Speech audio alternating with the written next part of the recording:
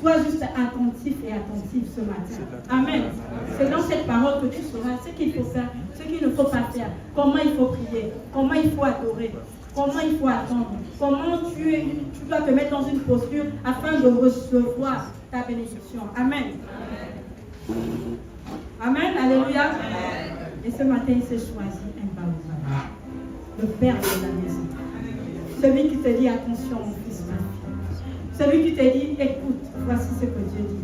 Tu n'as pas besoin d'aller chez un mandat. Tu n'as pas besoin d'aller chez un bishop, un grand prophète. Tu n'as pas besoin d'aller chez un pasteur qui se trouve. Celui qui est ici là a la possibilité de nous emmener quelque part. Il a été mandaté pour ça. Et sous la acclamation,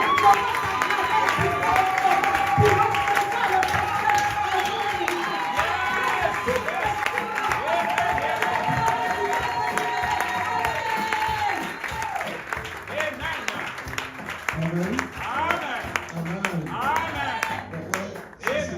Vous allez acclamer le Seigneur pour moi, c'est très bien. Moi, je veux que nous tous on acclame pour celui qui nous rassemble.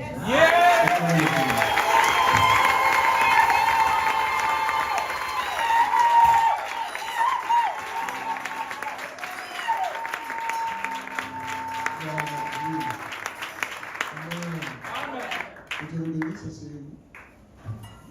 Que Dieu vous blesse.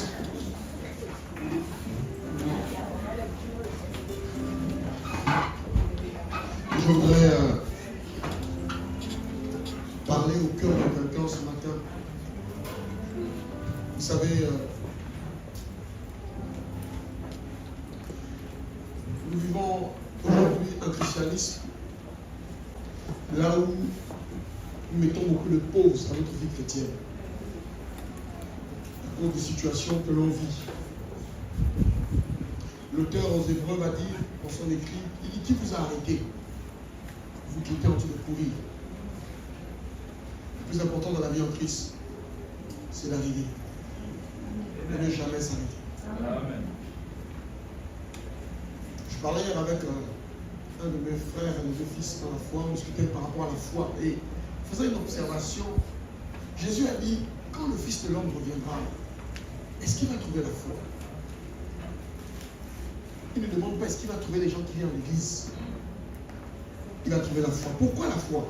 Il ne demande pas est-ce qu'il va trouver les miracles. Non, il ne demande pas ça.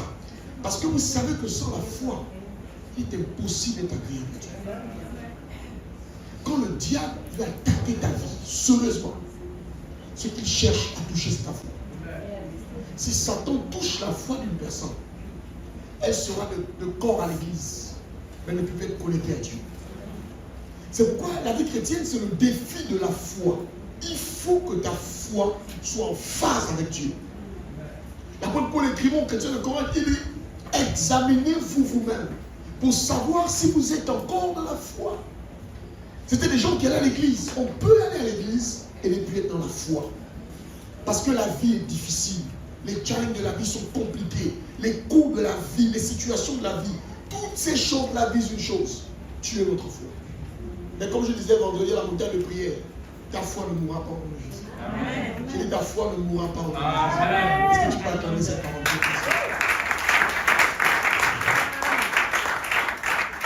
Le thème de mon enseignement ce matin, il sera ça. Comment progresser dans sa destinée? Comment progresser dans sa destinée? La vie chrétienne aujourd'hui, c'est une vie de mouvement. Nous sommes beaucoup dans les mouvements. On met les programmes. Toutes ces choses-là sont bien. Il y a beaucoup de mouvements. Mouvement à ceci, mouvement cela, mouvement comme ça, mouvement sur mouvement. Mais vous savez, on peut être en mouvement et ne pas progresser. Vérité. Je peux vous faire une démonstration. Christian. Vous montrer qu'être en mouvement ne signifie pas que tu progresses. Christian. Ouais, ça c'est mon fils, il est là devant vous. Hein? Oui. Il est debout. Fais un mouvement. Fais un mouvement gestuel de ton corps. Est-ce que tu as bougé? Pourquoi? Est-ce que tu es sur place? Est-ce que faire un mouvement signifie progresser? Non. Tu peux faire un mouvement sans progresser. Oui. Donc la vie en Christ, ce n'est pas une vie de mouvement. C'est une vie de progression. Parce qu'on peut être en mouvement sans progresser. Je ne sais pas si tu m'entends ça. Je vais parler de la progression. Comment progresser? On ne progresse pas avec les slogans. Tu seras la tête, non la queue, devant et non derrière. Depuis là, on cite ça, on n'a pas bougé. Il faut être honnête. On cite ça depuis là, l'Éternel te délocalise, te relocalise, tout ça là, ça n'a pas bougé. L'objectif, c'est que ça bouge. Amen. Et que ça aille en avant. Tu peux t'asseoir. Alléluia. Amen. Alléluia. Vous savez, le corps humain est constitué de sang. Scientifiquement, on dit que si le sang ne bouge plus, si le sang ne circule pas, tu meurs. Donc, ce qui fait que le corps humain, l'être humain vit, ce n'est pas qu'il ait le sang dans son organisme. C'est que le sang qu'il y a dans son organisme circule. Si le sang ne circule pas, tu meurs. Dans la vie, si rien ne bouge, tu meurs. Si tu ne progresses pas, tu meurs. Quand vous lisez le tabernacle, quand vous suivez, lisez la Bible, on vous parle du tabernacle. Le tabernacle a 3 parties. Les parvis, le lieu saint et le lieu très saint. Il y a tous les objets possibles dans le tabernacle, depuis les parvis. Il y a même un endroit où on lave les mains. Il y a tous les ustensiles possibles, sauf qu'il n'y a pas de banc là-bas. Il n'y a pas une chaise. Il n'y a pas une place où le sacrificateur peut s'asseoir. Surtout que le sacrificateur, souvent, c'est des gens qui sont âgés. Parce qu'Aaron était un vieillard. Dieu n'a pas prévu une place où quand tu seras fatigué dans le service, tu t'assois un peu. D'être là. Vous qui aimez prendre les pauses, levez les mains. Non, je me repose. J'ai ton service, je m'assois un peu, je me repose d'abord. Il n'y a pas de repos dans le tabernacle, il n'y a pas de chaise. Pour dire que même dans le service du tabernacle, même dans le service avec Dieu, même quand on n'est pas programmé à l'église, même quand on n'est plus programmé dans une église, on continue de servir. Amen. Est-ce que tu es là? Amen. Il n'y a pas de chaise dans le tabernacle pour dire que lorsqu'on commence à servir Dieu, on ne s'arrête qu'à sa mort. Les difficultés vont arriver, les problèmes vont se présenter, mais les parvis au lieu très sain, il n'y a pas la chaise. Les habitués des pauses, les habitués des jours de repos d'abord, je souffle un peu. En Christ, on ne souffle pas. Oui. On a toute l'éternité pour souffler. Pour l'instant, là, on sert le Seigneur. Amen. Oh, on ne sert pas Dieu qu'en venant dans une église. Amen. Ma vie est un service. J'ai toujours dit aux gens qui pensent que quand on va au travail, on ne sert pas Dieu, c'est des menteurs. Au travail où tu es, tu sers Dieu. Quand tu fais progresser ton entreprise, tu sers Dieu. Amen. Quand tu fais bien le travail pour lequel on t'a embauché, tu sers Dieu. Amen. Servir Dieu doit être une notion renouvelée dans nos esprits. Alléluia. Amen. Je parle ce matin de comment progresser dans la destinée. Comment progresser. Comment progresser. Alléluia. J'ai dit, il n'y a pas de place pour s'asseoir. Donc, les pauses que tu aimes mettre dans ta vie, il faut déchirer et détruire l'option pause. Parce qu'en mettant des pauses, tu risques de prendre un coup dans ta destinée. Amen. Alléluia. Alléluia. Amen. Le monde des ténèbres, pasteur, le monde des ténèbres utilise 2 grands mensonges pour freiner les gens. 2 grands mensonges. Parce que Satan est un menteur. La Bible dit le père du mensonge. Son objectif, c'est d'insuffler les mensonges en nous pour nous empêcher de progresser. Et si la première chose que le diable fait, c'est que le diable travaille pour arrêter notre progression. Oui. Je reprends. Le diable travaille pour arrêter notre progression. Lorsque tu sens que tu progresses, sache que pendant que tu progresses, il y a des réalités invisibles. Il y a même des gens vivants qui te regardent, mais qui ne sont pas d'accord de te voir progresser. Vérité. Regardez, il y a un texte dans le livre de Nombre 22, le verset 2 à 6. Est-ce qu'on peut lire ça? Si on va aller à Nombre 22, levons-nous. C'est la première lecture. Je vais expliquer tout ça. Nombre 22, 2 à 6. Quelle page on y va? Nombre 22, 2 à 6. Oui. Balak, fils de Zippor, vit tout ce que Israël avait fait aux Amoréens. Les Moab furent très effrayés en face d'un peuple aussi nombreux. Il fut saisi de terreur en face des enfants d'Israël. Moab dit aux anciens de Madian, cette multitude va dévorer tous ceux qui nous entourent, comme le bœuf goûte la verdure des champs. Balak, fils de Tsippor, était alors roi de Moab. Il envoya des messagers auprès de Balaam, fils de Béor, à Pétor sur le fleuve, dans le pays des fils de son peuple, afin de l'appeler et de lui dire, voici un peuple est sorti d'Égypte. Il couvre la surface de la terre et il habite vis-à-vis de moi. Verset 6. Viens, je te prie, maudis-moi ce peuple, car il est plus puissant que moi. Peut-être ainsi pourrais-je le battre et le chasserai-je du pays. Amen. Car la seule personne qui ne connaît pas ta force, c'est toi-même. Je reprends. La seule personne qui ignore qui tu es, c'est toi. Sinon, les autres en face savent qui tu es. La seule personne qui ignore sa force de frappe, c'est toi. La seule personne qui ignore l'onction qu'il a, c'est toi. Vous voyez, Balak est roi. Il a appris qu'il y a un peuple.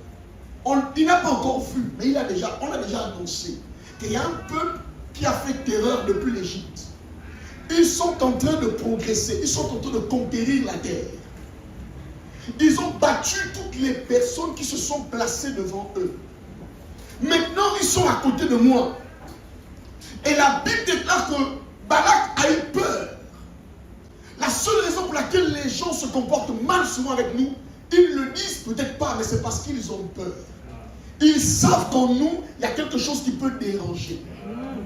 Et quand le monde des ténèbres voit quelqu'un, une vie, quand les gens des familles, les esprits de famille, voient une personne qui commence à se déployer, ça crée la terreur dans le camp adverse. La terreur, c'est pas que tu vas les tuer. La terreur, c'est que ils ne vont plus te contrôler.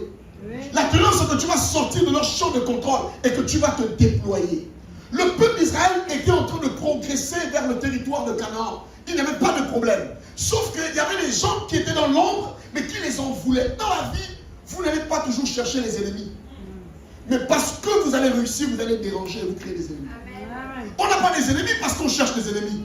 On a des ennemis parce que nous sommes la lumière. Or, la lumière n'est pas compatible avec les ténèbres. La Bible déclare que la lumière et les ténèbres ne cohabitent pas ensemble. Amen. Quand les gens sont dans l'obscurité, quand vous avez la lumière, il ne peut pas y avoir cohabitation. C'est possible, c'est impossible. Donc, il faut que tu le saches. La progression vers ta destinée va créer, quoi c'est? La confrontation. Je reprends. La progression vers ta destinée va créer la confrontation. Il n'y a pas de progression sans confrontation. Il va appeler Balaam, un prophète, un enchanteur, un diseur d'avenir. Il dit, viens, tu vas les maudire. Il sait que physiquement, il ne peut pas les battre. Balak sait que s'ils vont sur le terrain, s'ils se battent, ils vont perdre. Il comprend donc que les batailles ne se gagnent pas naturellement. Les batailles de la destinée se gagnent spirituellement. Bien-aimé, si tu es charnel, si tu penses que ta vie, c'est trouver des explications par rapport à ce qui t'arrive du point de vue naturel, tu ne peux pas réussir. Il faut commencer à rentrer dans le spirituel pour comprendre que les batailles de destinée se gagnent dans le spirituel. Il sait que si Balaam ouvre sa bouche, les paroles de Balaam peuvent stopper le peuple. Mais les paroles ne sont plus que des paroles. Les paroles sont comme des armes. Dans le monde spirituel, les paroles ne sont pas des paroles. Dans le monde spirituel, une parole, c'est comme une arme qu'on libère contre toi. Viens maudire le peuple pour stopper sa progression. Avant de venir t'attaquer physiquement, c'est d'abord spirituellement que ça se passe. Mes amis, le problème des chrétiens, c'est qu'ils sont trop charnels. Ils ne comprennent pas qu'il y a un projet d'arrestation de leur destinée. Mais personne ne va t'arrêter au nom de Jésus. Amen. Je suis en train de te dire ce matin que quel que soit le déploiement du monde des ténèbres, c'est trop tard, on ne peut plus t'arrêter. Tu vas créer la terreur dans le cœur de ceux qui te regardent, de ceux qui t'envient, dans le nom de Jésus. Les paroles de Balaam, il les a à proclamer, il dit, je ne peux pas maudire celui que Dieu a béni. Amen, amen. Il dit, Balak, tu m'as parlé, c'est vrai, mais c'est trop fort. Entre ce que j'ai envie de dire et ce que j'ai dit, je suis poussé à dire ce que je ne veux pas dire. C'est ainsi que tu seras au nom de Jésus. Personne n'a le pouvoir avec ses paroles de freiner ta destinée. Ça ne risque pas d'arriver au nom de Jésus. Est-ce que tu peux acclamer le Seigneur?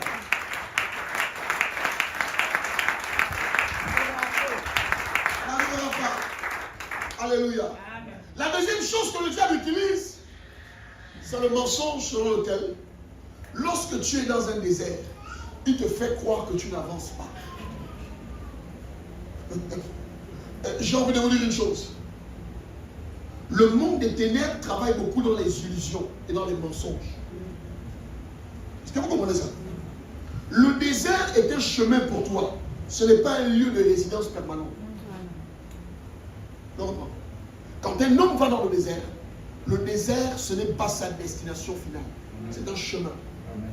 Quand Israël est passé dans le désert, ce n'était pas leur destination finale. Ce n'était pas leur lieu de résidence finale. Lorsque les gens traversent le désert dans leur vie, écoutez, chacun de nous, il y a des gens qui ne comprennent pas. Je vous le dis ce matin. Il y a des gens que le désert réclame. Ce n'est pas toi qui réclame le désert, mais c'est le désert qui te réclame. Israël, ce n'est pas eux qui ont demandé le désert, mais c'est le désert qui les a réclamés pour les purifier. Dieu a dit, il faut qu'ils passent par là. C'est des gens qui n'ont jamais connu qui je suis. Ils ont connu les dieux de l'Égypte. C'est pourquoi quand Moïse a duré, ils ont fabriqué le veau d'or. Parce qu'ils ne connaissaient pas qui était l'Éternel. Un peuple pareil, tu le prends, tu le fais rentrer à Canaan. Ils vont transformer Canaan en Égypte spirituelle. Ils vont fabriquer des veaux d'or. Donc qu'est-ce qu'ils vont faire? Il faut purifier leur mentalité. Il faut qu'ils me rencontrent. Ainsi, le désert, tu ne le demandes pas, mais c'est le désert qui te réclame. Tu ne peux pas fuir ce qui te réclame. Le désert, quand ça te réclame, tu dois partir. Parce qu'en sortant du désert, tu auras fait une rencontre qui va changer ta vie. Une rencontre qui va t'amener à connaître le véritable Dieu que tu sais. Lorsqu'on sort du désert, on dit, avant mon oreille avait entendu parler de toi. Maintenant mes yeux t'ont vu. Bien-aimé, le désert va te réclamer. Quand le désert te réclame, tu dois partir. Mais sache une chose, quand tu rentres dans le désert a une date de péremption. Le diable te fait croire que ce que tu vis est éternel. Il te fait voir que le temps a trop duré. Tu as beaucoup prié, tu as beaucoup attendu, tu as beaucoup souffert. Mon frère, un jour chez nous vaut 1000 ans chez Dieu. Donc même en termes de notion de temps, ce que toi tu appelles durée, Dieu n'appelle pas ça durée. Comment expliquer qu'un jour chez moi vaut 1000 ans chez Dieu? Et quand je me plains, je dis, Seigneur, ça a beaucoup duré. Dieu dit, je ne sais pas de quoi tu parles. Parce que moi, je ne suis pas dans le temps, moi, je suis éternel. Est-ce que tu es là ce matin? Est-ce que tu es là ce matin? Je suis en train de te dire que quand tu es dans le désert, il te dit, c'est fini, ta vie est bloquée. Et il te fait croire que tu n'avances pas. Écoutez, Israël dans le désert avançait. Mais ils avançaient au rythme de Dieu. Amen. Dans ton désert, tu avances, sauf que tu avances au rythme de Dieu. Amen. Tu ne le vois peut-être pas, mais tu es en train d'avancer. Alléluia. Est-ce que je peux te parler? Yes. Arrête de croire que tu n'avances pas. Et le plus souvent, on croit qu'on n'avance pas parce qu'on se compare aux gens qui ont commencé l'école avec nous, qui ont commencé le ministère avec nous, les gens qui ont avancé avec nous. On a commencé ensemble. Eux, ils sont... Écoutez-moi très bien. Dans la vie, ce n'est pas une question de commencer ensemble. Il y a des gens qui font des pas, d'autres font des bonds, d'autres font des sauts. D'autres, on les transporte. Quand on sort d'un désert, on ne fait plus des pas. Dieu nous transporte. Amen. Alléluia. Est-ce que tu es là? Je vous ai raconté mon histoire. Quand j'ai laissé l'école, j'avais honte de repartir parce que les gens avec qui j'apprenais avaient déjà eu le bac. 6 ans après, je suis reparti à l'école. J'ai eu mon bac, ma licence, mon master. J'ai eu 2 masters. Quand je regarde ceux qui étaient en terminale, qui m'avaient laissé, ils n'ont même pas le bac, ils n'ont même pas la licence. Dieu m'enseigne que tu vois, tu aurais pu gâter ta vie parce que tu as comparé ça à une certaine réussite. Chacun de vous n'est pas né le même jour. Et même quand on est né le même jour, Dieu dit déjà, j'ai rejeté Ésaü, j'ai choisi Jacob. Chacun de nous a son histoire devant le Seigneur. Est-ce que tu peux acclamer le Seigneur?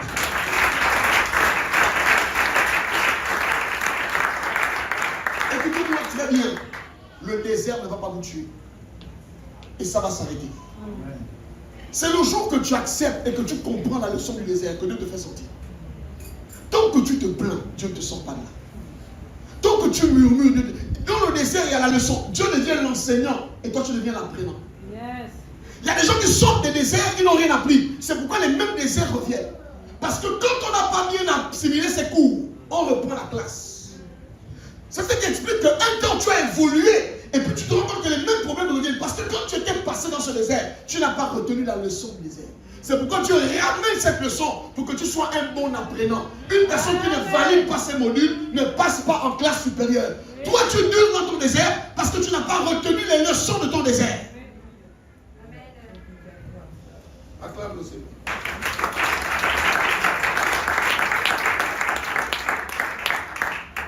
Je traversais toute forme de désert. Il y a plusieurs types de déserts. Des déserts financiers où tu cherches l'argent ne vient pas. Des déserts relationnels où les gens t'abandonnent. L'apôtre Paul dit, il y a un de mes fils qui m'a abandonné pour l'amour du siècle présent. Il y a beaucoup de types de déserts. Un homme peut traverser tout type de désert. Mais chaque type de désert, il y a une leçon que tu dois apprendre. Peut-être que tu ne savais pas gérer l'argent. Et Dieu va t'apprendre la gestion d'argent. Peut-être que tu pensais que tout le monde dans la vie va t'aider à accomplir ta destinée. Dieu va t'enseigner le cœur humain. Dieu va t'enseigner que seul l'Éternel reste quand tout le monde part. Quelle est la leçon que tu as retenue du désert que tu as traversé? Alléluia. Vous savez, quand on veut avancer dans sa destinée, il y a une chance que vous devez avoir. Il faut la noter d'ailleurs.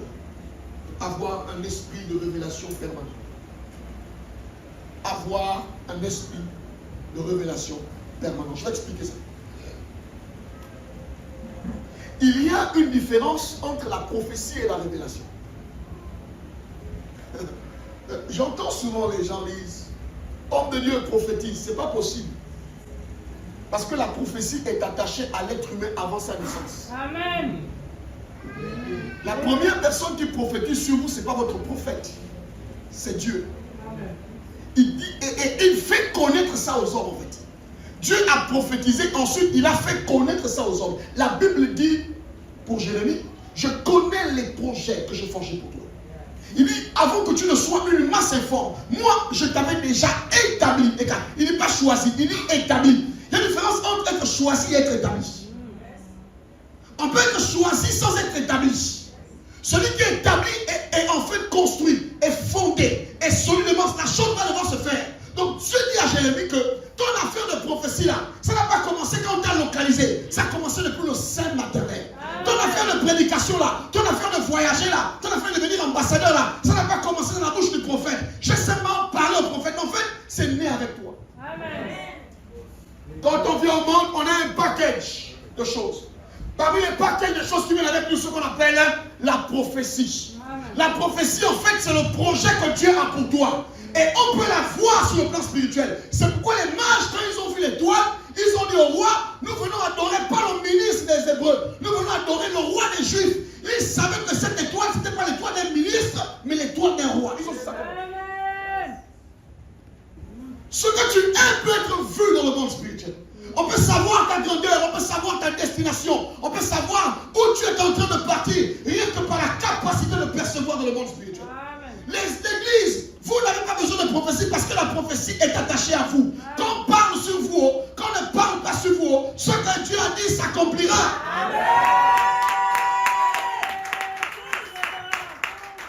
La prophétie, ce n'est pas le prophète qui crée la prophétie. La prophétie, c'est Dieu qui l'a dit. Donc elle est en toi.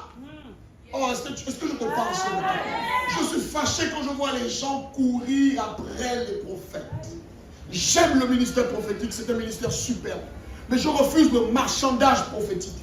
La dépendance avec laquelle les gens vivent de la prophétie.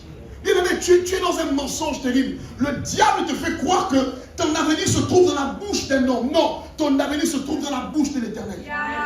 Est-ce que tu parles quand même le Seigneur?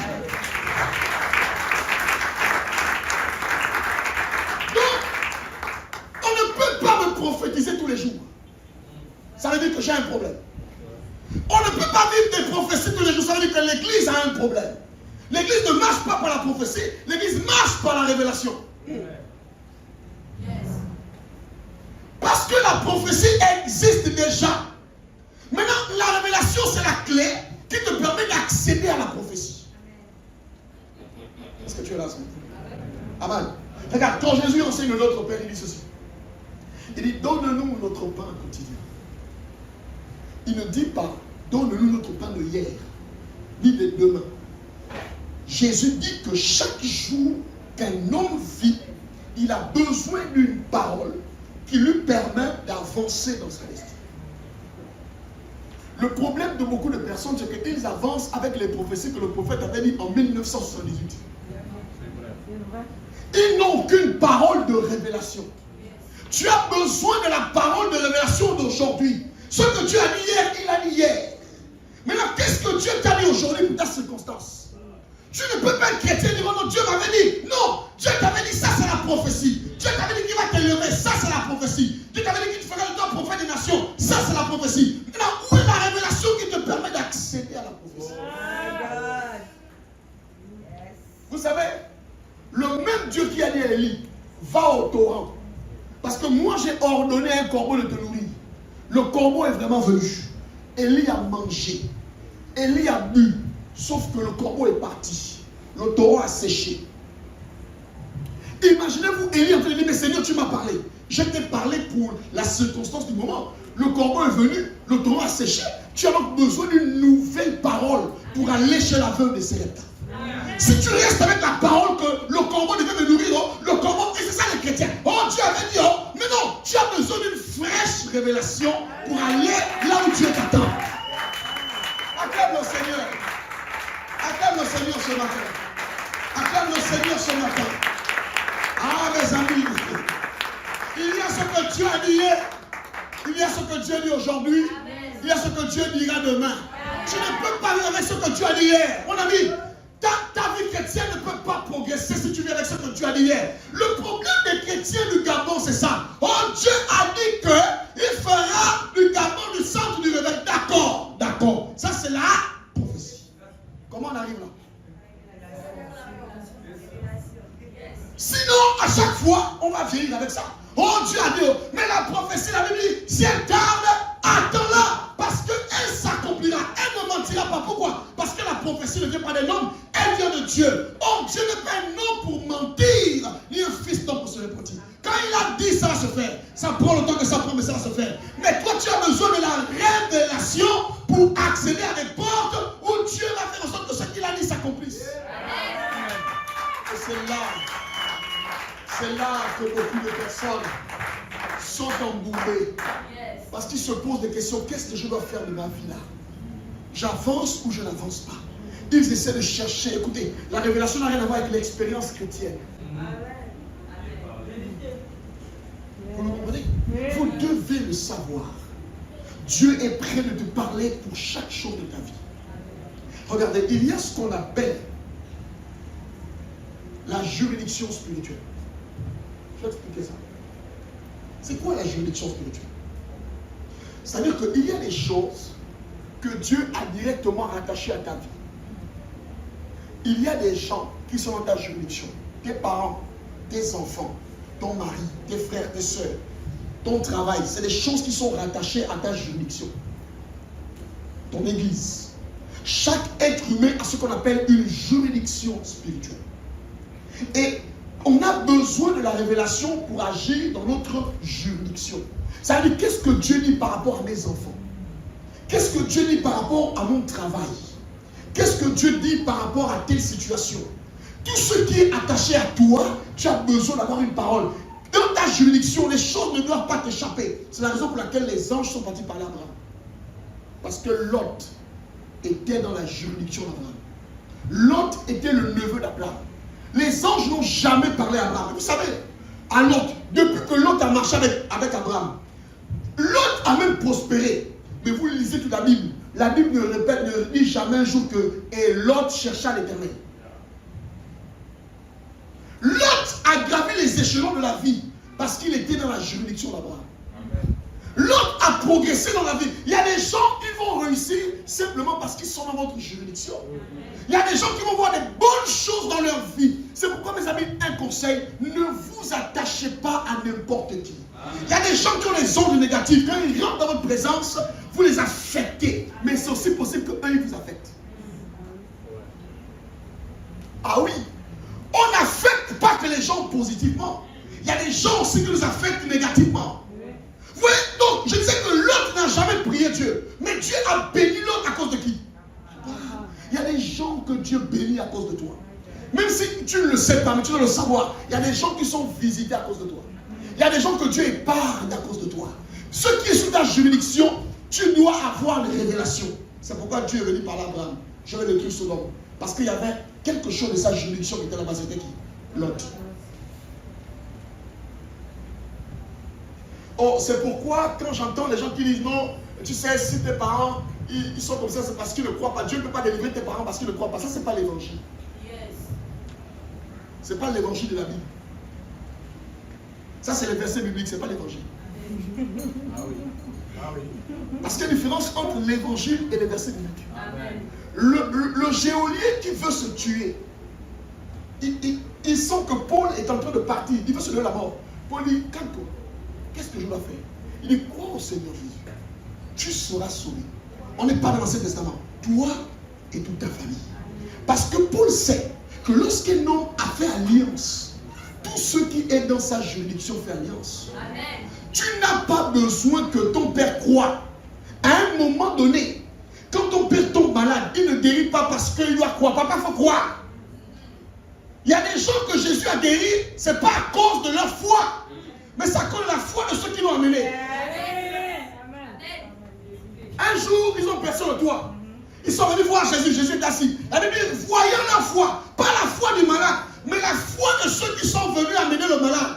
Jésus a guéri cet homme, pas à cause de sa maladie, mais à cause de la foi de ceux qui l'ont amené. Quelquefois, tu agis, pas à cause de nos amis et nos parents, mais à cause de nous qui sommes dans cet environnement. Acclame le Seigneur, s'il te plaît. Acclame le Seigneur, s'il te plaît. Oh, oh, oh, alléluia. Alléluia. L'apôtre Paul est dans un navire qui est en train de couler. Les gens sont en train de jeter les bagages. Ils jettent les bagages. Ils sont en train de chacun en train de prier. On va mourir. Il dit, calmez-vous, calmez-vous. Un ange du Dieu que je sers m'est apparu à moi, pas à vous. Il m'est apparu à moi. Petit, personne ne mourra ici. L'ange est venu me dire qu'il faut que tu comparaisses devant les rois. Donc, même s'il y avait un naufrage qui était programmé par Satan, mais parce que vous avez eu la grâce que je sois dans votre navire, personne ne mourra. Parce qu'un ange du Dieu que je sers est venu me dire, il faut que tu arrives là-bas. Quelquefois, il y en a peut-être des accidents. Mais il y a des gens qui vont vivre parce qu'ils ont eu la grâce que tu sois présent. Il y avait des accidents programmés. Mais l'ange qui marche avec toi, comme il est avec toi dans le taxibus, l'accident n'aura pas lieu. Est-ce que tu vas quand même bien le Seigneur? Est-ce que tu vas quand même bien le Seigneur? Est-ce que tu vas quand même bien le Seigneur? Mes amis, nous sommes plus que mystiques. Nous ne sommes pas des gens ordinaires. On marche avec un protocole compliqué. Un protocole compliqué. Pendant que Jacob est en train de fuir, il n'a pas l'argent. Il n'a qu'une culotte bardine déchirée avec un débardeur. Il est en train de fuir son frère. Mais il fait une vision où les anges descendent et montent. Mon ami, il n'avait pas l'argent. Mais Dieu l'ouvre les yeux pour dire, mon ami, tu n'as pas l'argent. Mais je vais te montrer que ta fille n'est pas celle que tu penses. Il y a des gens qui sont à ton service. Au moment convenable, tu pars là-bas, tu n'as pas l'argent. Mais quand tu vas ressortir là-bas, tu auras des brebis, des femmes, des enfants, l'or, l'argent. Parce que les anges descendent et montent. Les anges descendent et montent. Les anges descendent et montent. Quand on n'a pas la révélation, on souffre. On fait beaucoup de programmes pour essayer de garder les gens à l'église. On fait beaucoup d'efforts. Celui qui n'a pas la révélation se bat beaucoup. Celui qui n'a pas la révélation souffre, il pleure. Mais celui qui a la révélation, quand c'est fermé, la révélation est la clé qui ouvre. Là-bas, 10 fois le salaire de quelqu'un. Jacob a mal à la dette. Comment le gars là mettait de me rouler comme ça? 10 fois mon salaire. Mais un ange de Dieu qu'il sert vient lui dire, je vais te montrer la stratégie pour faire en sorte que la richesse de Laban vienne chez toi. C'était quoi? La porte, c'était quoi? La révélation. La révélation a ouvert à Jacob les portes de la richesse. Tu as besoin de la révélation pour annoncer. Amen. On ne va pas dans les endroits s'il n'y a pas la révélation. Amen. Mes amis, il y a des endroits qui tuent les gens. Il y a des endroits qui tuent les ministères. Il y a des milieux où ton onction est incompatible. Même si tu aimes. Mais le milieu est incompatible à ce que tu transportes. Ce n'est pas tous les endroits où on parle. Amen. Je pensais que tu devais dire Amen. Je pensais que tu devais acclamer le Seigneur. Vous savez, il y a quelque chose qui m'a fait réfléchir. Quand Moïse est mort, dans Josué 1, le verset 2 à 5, Dieu dit à Josué que tout lieu que foulera la plante de ton pied, on va lire ça ensemble s'il te plaît. Josué, on va lire 1, le verset 3 à 5, et là on va découvrir quelque chose d'intéressant. On y va, Josué 1, 3 à 5. Josué 3. Josué 1, 3 à 5. 3 à 5. Tout lieu que foulera la plante de votre pied, je vous le donne, comme je l'ai donné à Moïse. Vous aurez pour territoire depuis le désert et le Liban, jusqu'au grand fleuve, le fleuve de l'Euphrate, tout le pays des Étiens et jusqu'à la grande mer vers le soleil couchant. Nul ne tiendra devant toi tant que tu vivras. Je serai avec toi, comme j'ai été avec Moïse. Amen. Amen. Amen. Vous savez, si vous prenez les versets bibliques, vous les appliquez partout, vous risquez de mourir en le temps. Il y a des gens qui sont morts à cause de cette parole. Oui. Ils se sont dit que Dieu a dit que tout lieu que foulera la plante de ton pied. Donc partout où ils sont, ils veulent posséder. Ah, je possède. Regardez qu'on possède partout. Il faut lire le texte. Le texte donne une délimitation de l'autorité. Il dit, vous aurez pour territoire tel endroit, tel espace, tel espace. Sur cet espace-là, tout lieu que foulera la plante de ton pied, tu auras ça. Amen. Tu ne possèdes pas ce que Dieu ne te donne pas. Amen. C'est par révélation que tu dois savoir que telle chose, Dieu m'a donné ça. Voilà comment Josué est informé que tous ceux qu'il va rencontrer sur le chemin que Dieu a délimité, ils vont perdre. Celui qui a la révélation est calme parce qu'il sait qu'il a déjà la victoire. Amen. Il ne combat pas, mais il combat dans la victoire. Amen. Quand Josué commence son ministère, Dieu lui dit dans cet espace, si tu rencontres un ennemi, quelle que soit sa taille, il va tomber. Parce que nul ne tiendra devant toi tant que tu vivras. Personne ne peut te battre ici parce que c'est ton domaine de quoi? Prédilection. De juridiction. Personne ne peut te battre dans ce domaine parce que c'est le domaine où je t'ai établi. C'est pour toi. Tu dors, tu te réveilles. Les gens font les complots contre toi. Nul ne tiendra parce que c'est une chose que je t'ai donnée. Bien aimé, les combats spirituels, ça peut s'arrêter quand on sait ce que Dieu nous a donné. Quand on sait qui nous sommes. Quand on connaît la pollution que Dieu t'a donnée. Ce que Dieu ne t'a pas donné ne va pas te battre parce que tu vas mourir. Et nous sommes engagés dans des faux combats. Vous savez, tous les combats ne sont pas à combattre. Dans la vie, quand une chose, Dieu ne t'a pas donné une chose, ne combat pas. Oh, tu sais, il faut combattre. On ne combat pas pour combattre. On combat parce que Dieu nous a donné la chose. Alléluia. Alléluia. Il y a des endroits où vous allez arriver sans effort, vous allez réussir. Il y a d'autres. Vous devez multiplier les sujets de prière. Les jeûnes, les katas spirituels. Vous savez pourquoi? Parce que vous n'êtes pas sur le territoire. Parce que comme tu es sur le territoire, les gens viennent s'opposer à toi et tombent seuls. Parce que nul. On n'a pas dit que si quelqu'un qui ne prie pas. On n'a pas dit que si les ennemis se tiennent, nul ne tiendra. Non, non, non. On dit nul. Ça veut dire même au milieu de ton peuple. Si quelqu'un te combat, Josué, il va tomber. Touche ton volet, tu dis attention, je suis dangereux. Touche ton volet, tu dis moi je suis dangereux. Tu dis je suis dangereux. Quand Josué a cette parole, c'est un homme calme. Quand les gens veulent le combattre, il est tranquille. Parce qu'il repose sur une révélation. Les autres s'agitent, il est calme. Quand il arrive à Jéricho, tout le monde dandine, il est calme. Parce que Dieu a dit, je vous donnerai ça. Frère, quand Dieu t'a parlé, même si la tempête se lève, le vent se lève, tu es tranquille. Les gens sont surpris de ton attitude. Ton attitude a pour preuve, a pour soubassement ce que Dieu t'a dit. Les gens les plus calmes, c'est les gens qui ont la révélation. Les gens les plus calmes, c'est les gens n'agis pas. Tu ne réponds pas aux gens sur Facebook, sur WhatsApp. Non, quand tu parles, tu es calme. Parce que tu sais que nul ne tiendra devant toi tant que tu vivras. Quand tu parles, tu ne fais pas les statues visées. Non, non, non, non, non, non. Tu n'as pas besoin de statues visées. Dieu m'a dit que nul ne tiendra devant moi tant que je vivrai. Oh, ils se sont réunis. Quand Dieu parle, quand on a la révélation, que les gens se réunissent ou pas, ce sera nul et sans effet. Acclame Dieu, s'il te plaît.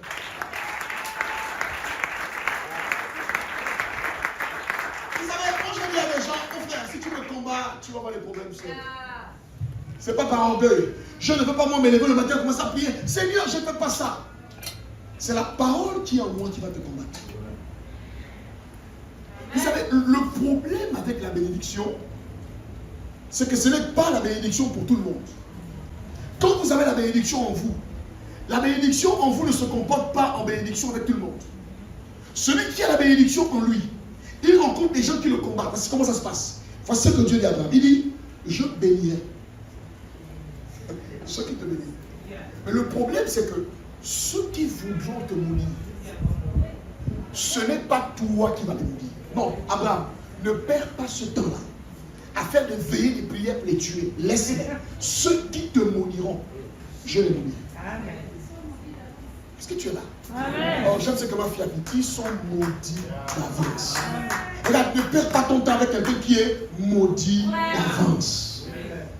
Est-ce que tu es là, ça? Est-ce que tu parles ça?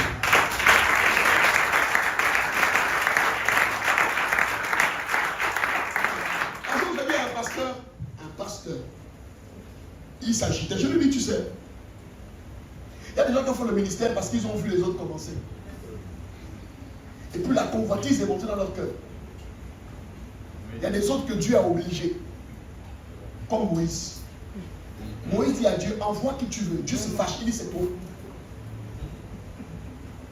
C'est deux types de personnes. Ceux qui ont cherché le ministère là, quand il y a un problème, c'est eux-mêmes qui cherchent à résoudre. Mais ceux que Dieu a forcé le ministère, c'est différent. C'est Dieu lui-même, quand ça capoute, qui vient résoudre. Quand le peuple s'est mal comporté contre Moïse, Moïse n'a même pas parlé. Il n'a pas eu le temps de dire non. Pourquoi Myriam et Aaron? Non, il n'a pas fait ça. Il y a eu convocation à la table d'assignation. Quand je parlerai à un prophète ici, là, ce seraient les ennemis. Mais de tous là, lui là, je parle de bouche à oreille. Aaron, tu es devenu grand à cause de qui? Moïse. Myriam, qui te connaissait? Personne. Maman, vous aurez la lèpre. Myriam frappait les lèpres. C'est encore Moïse qui va intercéder. Pourquoi?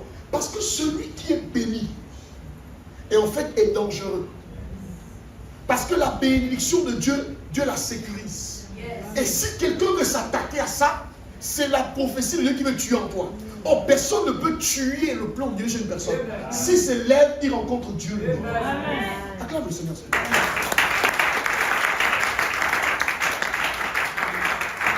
Je voudrais aujourd'hui vous délivrer des faux combats. Ce sont des faux combats. Si c'est Dieu qui t'a appelé, si c'est Dieu, Moïse a dit que je ne veux pas. Frère, quand je vois la nouvelle génération de serviteurs de Dieu, ils ont déjà allé ouvrir les églises. Ah, je dis papa, quand je te vois là, tu as fait l'église devant moi, tu te battais, tu t'es embrouillé là, c'était devant moi. Parce que tu m'as levé, c'était l'école pastorale. Mon gars, c'est pas ça le ministère. Attends quand le vent va souffler. Quand la tempête va se lever. C'est là qu'on va vérifier la fondation de qui t'avait appelé. Tu risques de repartir travailler à la banque. Tu risques de repartir à la pêche. Oh, est-ce que tu es là? Quand vous voyez un homme debout, ne vous étonnez pas, c'est qu'il y a quelqu'un derrière. Quand vous voyez une personne debout malgré les épreuves, ne vous étonnez pas, il y a quelqu'un derrière. Acclame Dieu, s'il te plaît.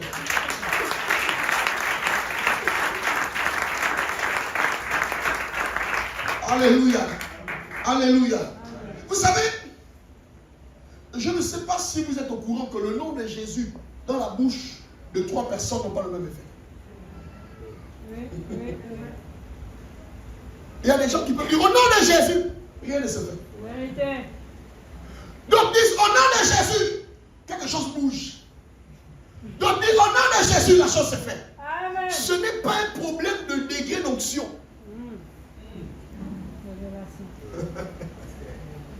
Parce que nous avons tous reçu l'onction.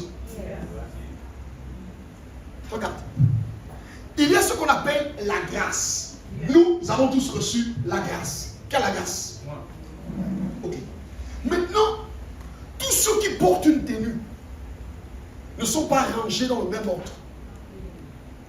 Il y a des sous-officiers. Les hommes de rang. Il y a des officiers et il y a des officiers supérieurs. Lorsque Dieu vous appelle, selon ce que Dieu vous a destiné, il ne va pas vous donner un grade, il vous donne un grade. Est-ce que je peux te parler? Ce qui fait que le degré d'autorité que tu as ne peut pas être le même qu'une personne qui a un appel bizarre. Donc dans le royaume, comme quand on voit les gens qui ont la tenue, tout le monde porte la tenue, mais tout le monde n'est pas dans le même ordre. C'est pourquoi il y en a qui vont dire au nom de Jésus, rien ne se passe. C'est pourquoi il y en a qui vont parler, on les appelle les voix autorisées. Quand le colonel a parlé et que l'adjudant a parlé, on n'écoute pas n'importe qui. On va écouter le colonel.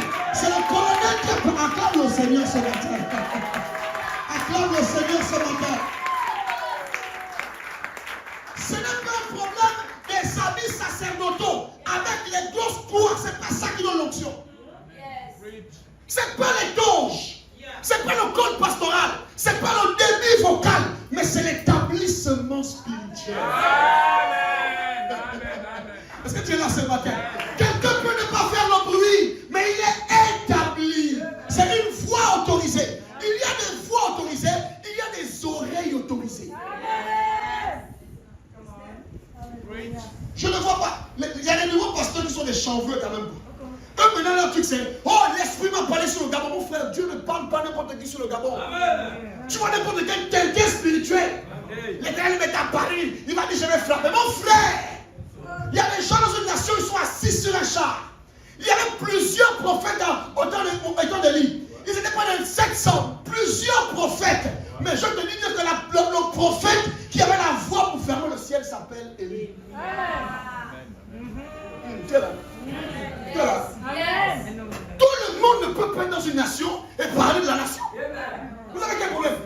Parce qu'on a l'estrade, on a mis les pupitres, on a mis les micros, on commence à parler. Mon frère, tu parles même des membres, tu n'es pas une voix autorisée. Je vais vous expliquer pourquoi aujourd'hui. Est-ce que je peux pour ça? Dans la famille, il y a des gens qui prient depuis après la restauration.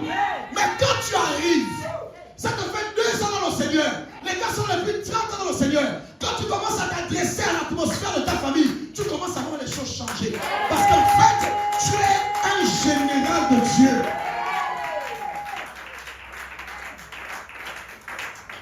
Alléluia. Pour qu'on accomplisse sa destinée, il faut connaître sa dimension. Amen. Tu n'es pas n'importe qui. Amen, bien. Tu ne négocies pas. Yes. Je vois des pasteurs. Hey, au nom de Jésus, tu t'appelles comment? Moi. Entretenir une conversation avec les démons.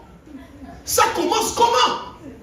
C'est quoi le nom de ton père? Écrivez. Le nom de sa mère. La Bible dit que vous chassez les démons. La Bible ne dit pas que vous les interrogerez. Vraiment. Est-ce que tu es là? Oh non, il faut, tu sais, il faut connaître ou bien faire. Connaître quoi? Ce sont le monde des ténèbres, la vie éternelle, ce qu'ils te connaissent, toi le seul vrai Dieu. Et c'est lui que tu as envoyé Jésus-Christ. Pourquoi moi, je vais m'arrêter pour connaître l'esprit des esprits, des parents, ça c'est quoi ça? Et tu les vois, oh ma fille c'était fort, j'ai fait un travail sur toi. L'esprit a parlé. Et vous êtes là, genre, oh, vraiment, oh c'était fort, les démons ont parlé, frère. Les démons ne parlent pas en lieu saint. Amen. Alléluia. Si vous voulez les films, regardez Hollywood. L'église, ce n'est pas un endroit où on tourne les films. Est-ce que tu es là? Amen. Je dis établissement spirituel. Amen. Lorsque nous parlons de destinée, dans la destinée, il y a un mot que j'appelle aller au prochain niveau. Une personne qui a une destinée doit à chaque fois aller au prochain niveau de sa vie. Quel est le prochain niveau de ta vie? C'est quoi le prochain niveau de ta vie? Il faut qu'on en parle un peu ce matin. Le prochain niveau. Alléluia. Alléluia. Pour parvenir à un prochain niveau, Dieu fait plusieurs choses. Dieu te donne de nouvelles relations. Amen. Il faut que je vous le dise aujourd'hui. Dieu est un Dieu de relations. Pour arriver à un nouveau niveau, à un prochain niveau, Dieu doit changer le type de relation. Il y a un tri qui doit se faire. Beaucoup ne comprennent pas qu'il y a des, je l'ai dit dimanche, il y a des amis que vous choisissez. Il y a des amis que Dieu choisit. Entre les amis que vous choisissez et les amis que Dieu choisit pour vous, la sagesse c'est d'accepter les amis que Dieu choisit pour vous. J'ai dit pour aller au prochain niveau, il y a des relations que Dieu doit interrompre dans votre vie. Il y a des gens que Dieu doit chasser, que Dieu doit faire disparaître. Oh non, tu sais, on va en parler. Laisse. C'était ma connu primaire. C'était le primaire. Laisse ça. Tu es au secondaire, mais tu travailles. Laisse. Il y a un chamboulement dans les relations. Vous savez, je vais vous dire un truc bizarre. Dieu a déjà tout créé. Même les gens qui doivent se rencontrer, Dieu a déjà créé. Dieu ne peut plus créer. Ce que Dieu est en train de faire, il est en train de créer ce qu'on appelle des interconnexions. Dieu est en train de chambouler les choses pour que tu rencontres les personnes qui doivent t'amener là où Dieu t'attend. Amen. Ah, tu n'as pas compris. Alléluia. J'ai dit, tu n'as pas bien compris. Dieu est en train de chambouler les relations quelque part pour te connecter à une relation qui va t'amener quelque part. Amen. Le travail de Dieu là, c'est de gaspiller les relations des gens. Dieu n'a pas peur de gaspiller les relations. Sauf que c'est des relations qui sont nuisibles. Mais Dieu aime gaspiller les relations jusqu'à Dieu tue les gens. Pasteur, tu dis quoi? J'ai dit pour accomplir le plan de Dieu pour ta vie, Dieu est capable de prendre une personne que tu aimes et la tuer. Oui. Dieu n'a pas de sentiment à ce niveau. Tu vas pleurer, mais plus tard tu vas comprendre. Oui. Il y a des gens, s'ils n'auraient pas perdu les parents, les amis, ils n'auraient pas compris certaines choses dans la vie. Amen. Parfois, Dieu te sépare parce qu'il veut t'amener loin. Tu te connais à des gens qui pensent comme toi, à des gens qui ont le même rêve que tu as. Vous ne pouvez pas marcher avec des gens qui n'aspirent pas à ce que vous aspirez. Vous ne pouvez pas vous connecter à des gens dont tu penses au nord, ils pensent au sud. Non, à un moment donné, Dieu vous connaît parce que vous avez les mêmes aspirations. Une personne qui croit en toi, qui croit que ton rêve ne peut pas mourir, c'est Dieu qui permet que tu le rencontres. C'est comme ça que Dieu fonctionne. Même dans le cas des mariages, toi-même tu vois que l'homme est jaloux de ton succès. Mais tu insistes. Il va te tuer. Quand la femme est un peu belle, tu vas où ça comme ça. Va te draguer encore. J'aime pas ça. Hein? Toi, ta bordellerie là, c'est pas la bordellerie. Comme il est vilain, elle est vilaine. En fait, il ne supporte pas de te voir briller. Il y a des hommes et des femmes qui ne supportent pas de voir les gens briller. Quand tu marches avec une personne qui ne supporte pas ton bonheur, en fait, il aime te voir triste. Et le plus souvent, quand tu es heureux, c'est toujours les professions du malheur. Il faut faire attention. L'éternel me montre un peu les fibres d'orgueil en toi. Ah! Il y a des gens comme ça. Ils ont l'art de te décourager avec leur prophétie. Dieu me montre qu'il y a un peu l'orgueil qui monte. Pourquoi? Parce qu'il sent que tu es un peu épanoui, tu es sûr de toi. Il n'aime pas te voir en assurance. Il n'aime pas quand tu es bien dans tes bottes. Il va créer une prophétie. C'est nul et sans effet dans ta vie. Nul et sans effet dans ta vie au nom de Jésus. Acclame le Seigneur, s'il te plaît. Si une personne ne croit pas en toi, laisse-la. Je le dis sur l'estrade. Si une personne ne croit pas en toi, laisse-la. Parce que tu vas épouser un sorcier. Tu vas faire l'amitié avec une sorcière. Une personne qui ne croit pas en toi ne peut pas aller avec toi loin. À chaque fois que tu auras, tu prendras les ailes pour pousser, elle aura les ciseaux spirituels pour te couper les ailes. Il y a des gens qui ont les ailes coupées parce que c'est les amis qui ont coupé leurs ailes. Tu es sûr, regarde un peu ton âge. Dis-lui que moi je suis un bébé. Je suis un nourrisson dans le royaume. Le père de la foi, il avait 75 ans quand Dieu l'a appelé. Moi je suis qui? Qui suis-je pour refuser cette grâce? Je ne suis pas vieille. Allez maman, oh c'est moi la vieille. Il n'y a pas la vieille ici là. Tout le monde sont les jeunes. Acclamez le Seigneur, tout le monde est jeune. Acclamez le Seigneur. Amen. Tu es une bonne maman chrétienne. On sait que tu es là, tu es présente. Tu me dis qu'il est bizarre, c'est comment on la défend. C'est quoi ton problème? Priez. Alléluia. Alléluia. Pour passer à un autre niveau, Dieu vous donne des sources de provision. Parce qu'on ne peut rien si on n'a pas de sources de provision. Quand Dieu veut te faire passer à un autre niveau, il te donne des sources de provision. Ça veut dire que tu as peut-être un salaire, mais le salaire, tu commences à te rendre compte que c'est plus suffisant. Je vous raconte une histoire. Un jour, J'étais avec une amie. Ça m'a amusé. Elle m'a dit non, mais est-ce que tu peux m'accompagner? Je suis allé prendre mon argent. Et puis j'ai dit ok, d'accord, je vais t'accompagner, pas de souci. Et puis je l'accompagne. Et puis elle prend son salaire, je suis là, je te dépose, oui. Et puis, pendant que je dépose, elle est en train de faire comme si elle pleure.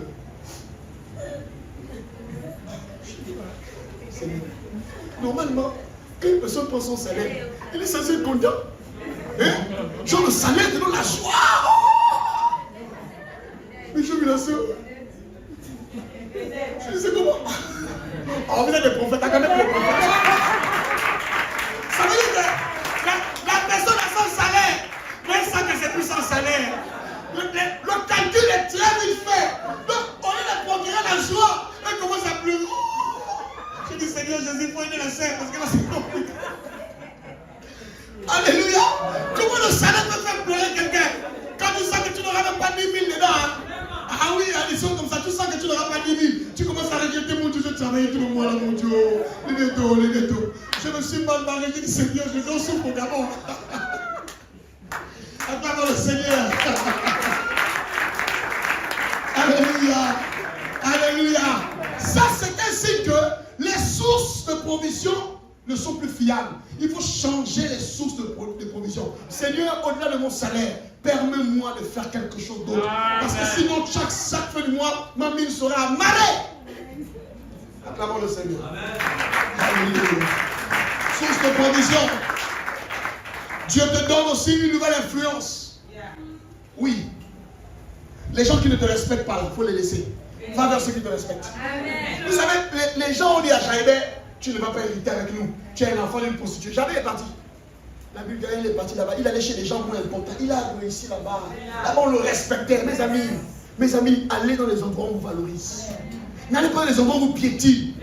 Moi, j'ai grandi dans un ministère où on aimait piétiner les gens. Ah! Les contestants bien habillés. D'orgueil.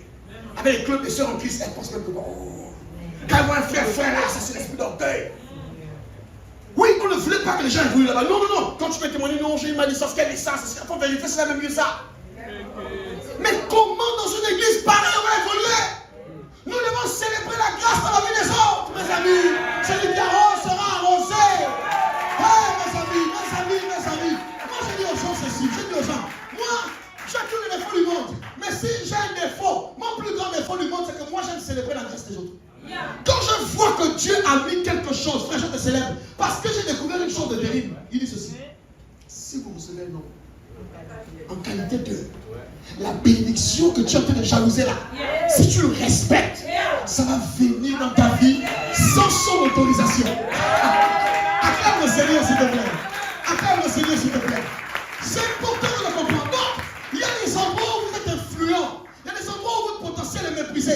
Mais allez dans un autre endroit, votre potentiel sera respecté. On va te considérer parce que les gens comprendront que celui-là, celle-là, elle a quelque chose de bien. Acclame le Seigneur s'il te plaît. Alléluia. Dieu vous donne aussi une visibilité. Oui, il permet que les gens découvrent qui tu es. Oui, mes amis, quand on monte dans sa destinée, plus on monte, plus les gens nous connaissent. La Bible parle de Jésus, fils de charpentier, personne ne le connaît. Mais après son baptême, la Bible dit que sa renommée se répandit partout. À un moment donné dans la vie, personne ne te connaît, tu es connu de la maison de ton père, mais au bout d'un moment, la grâce que tu as doit traverser les murs, doit aller monter et monter comme la cime. J'aime quand Jacob bénit Joseph, il dit ta bénédiction est comme la cime, ça va s'élever sur les racines, sur les murs. En fait, il y a des gens, leur vie c'est comme l'eau, l'eau on n'arrête pas ça. Frère, tous ceux qui ont voulu arrêter l'eau ont regretté. Le moyen section de bâtiment, l'eau on n'arrête pas ça. Et tu es comme l'eau. Amen. Personne ne peut t'arrêter. C'est ça que tu es au nom de Jésus. Acclame le Seigneur, acclame le Seigneur, acclame le Seigneur, acclame le Seigneur. Je dis, c'est la saison de la visibilité pour toi au nom de Jésus. Je suis en train d'annoncer dans ta vie la saison de la... Non, je ne t'entends pas parler. La saison de la... La saison de la... Tu travailles, le patron ne te voit pas. Maintenant, le patron va te voir. Hey, mon ami, Mardoché, il a travaillé. Il a sauvé la vie du roi. On l'a oublié. Sa main était dans la star. Avant, on ne fait pas, on ne sait pas. Mais un jour, pendant que le roi dormait, Le roi dort. Et quelqu'un est venu déranger son rêve. Il y a un homme qui avait sauvé ta vie. Quand le roi se réveille, tout d'un coup, il a envie d'aller consulter les livres. Avant, il ne partait pas. Mais il a eu envie d'aller consulter les livres. Quand il ouvre comme ça, il y a l'histoire de celui qui avait sauvé sa vie. Il dit, qu'est-ce qu'on avait fait de lui? On n'a rien fait. Il appelle carrément Aman. Il dit, Aman, qu'est-ce qu'on doit faire pour une personne que le roi veut honorer? Comme Aman, c'est un égoïste, il ne pense qu'à lui. Lui pense que le roi parle de lui. Pourtant, il n'a rien fait au roi l'honorer. Tu prends le char du roi, tu mets ça dehors. Il dit, ok, comme tu as mis là, avec point par point, virgule par virgule, fais ça. Sauf que c'est pas pour toi. Va prendre Mardochée. Voilà l'homme qui était dans l'inconnu, qui n'était pas visible, a commencé à s'asseoir sur la table, sur le char du roi, et on commençait, vive, vive Mardochée. C'était prophétique. C'était prophétique. Parce qu'en fait, peut-être que vous ne le savez pas, après la mort d'Aman, Mardochée est devenu la deuxième personnalité de l'Empire. Bien-aimé, il est temps que tu sortes de l'ombre. Dieu te permettra de sortir. On va te voir. Tu travailles aujourd'hui, personne ne voit ça, mais on va te voir. Le Dieu des circonstances créera une circonstance pour que tes compétences soient repérées. Il y a des gens qui ont des compétences qu'on ne voit pas. Mais je déclare qu'on va voir tes compétences. Le temps de la visibilité a sonné. Le temps, quand Dieu te rend visible, même les gens qui ne te reconnaissent plus, est-ce que c'est lui ou c'est pas lui? C'est vraiment lui. Mais lui, dans sa véritable version, dans sa version, lui. Alléluia. Alléluia. Quand Dieu te fait aller au prochain niveau, il change ton protocole. Le protocole doit changer. Dis-moi le protocole.